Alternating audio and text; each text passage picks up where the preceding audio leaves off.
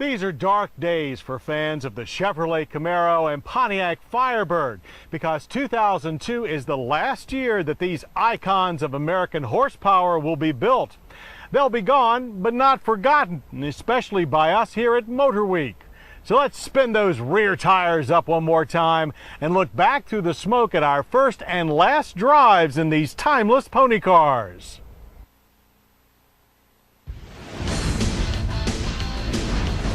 Because our history with GM's mighty F-bodies goes all the way back to 1982, when we first pitted a Chevrolet Camaro Z28 against a Ford Mustang GT. Back then, the Z28 was powered by a venerable 305 cubic inch V8 with a 4-barrel carburetor that made 145 horsepower and 240 pound-feet of torque. The gearbox was a 4-speed manual, naturally. That Z28 ran a best quarter-mile time of 16.2 seconds at 79 miles per hour. A few tenths slower than the Mustang, but easily beat the Mustang in our racetrack handling test. In the intervening years, GM engineers worked hard to make the Camaro and its Pontiac Firebird sibling world-beating performance cars.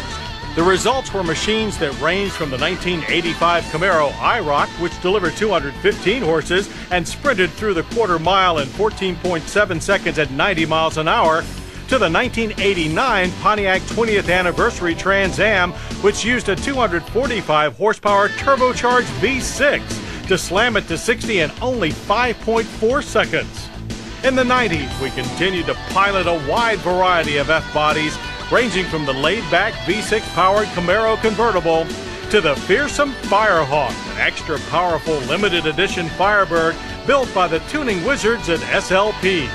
The 30th Anniversary Camaro was also built with the assistance of SLP and pumped out a crushing 305 horsepower and 325 pound-feet of torque from its 5.7-liter Corvette-based V8. Now, 5 years later, the F-body Camaro Firebird saga draws to a close, and GM is bidding them goodbye with the 35th anniversary editions of the 2002 Chevrolet Camaro SS and Pontiac Trans Am. The 02 Camaro SS is decked out in bright rally red paint with wide racy stripes and special badging. But in true Camaro tradition, the most memorable parts are under the hood.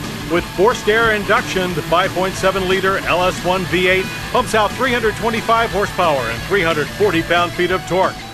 The collector edition Pontiac Trans Am matches its cousin with a flashy yellow finish and contrasting black graphics. Like the Camaro, the Ram Air-equipped Trans Am Collector Edition is powered by GM's potent 5.7-liter LS1 pushrod V8 with the same 325 horsepower, but 10 more pound-feet of torque for a total of 350. Transmission choices for both cars remain a 6-speed manual or 4-speed automatic. On our final trip to the track, the manually equipped Camaro ran a best 0 to 60 time of 5.2 seconds and finished the quarter mile in 13.5 seconds at 108 miles per hour. But the slightly torquier automatic Trans Am ran an almost identical 0 to 60 time of 5.1 seconds and finished the quarter mile in 13.5 seconds at 107 miles per hour. Still seriously fast after all these years. But as younger buyers flock to hopped-up front drivers, the demand for Camaro and Firebird have dropped to the point that GM can no longer afford to keep them as they are.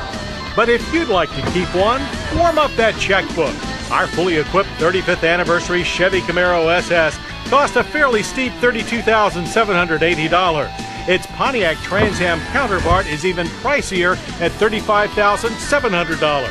But take note, lesser F-body prices remain very affordable and start in the high teens. So these fast and flashy 35th anniversary models will be the last of their kind, a kind that will be sorely missed by fans of real American muscle and by those of us who have spent so many years driving and enjoying them. So farewell to the Chevy Camaro and to the Pontiac Firebird. They came into our world with a bang, and now 20 years later, they go out with an even bigger one.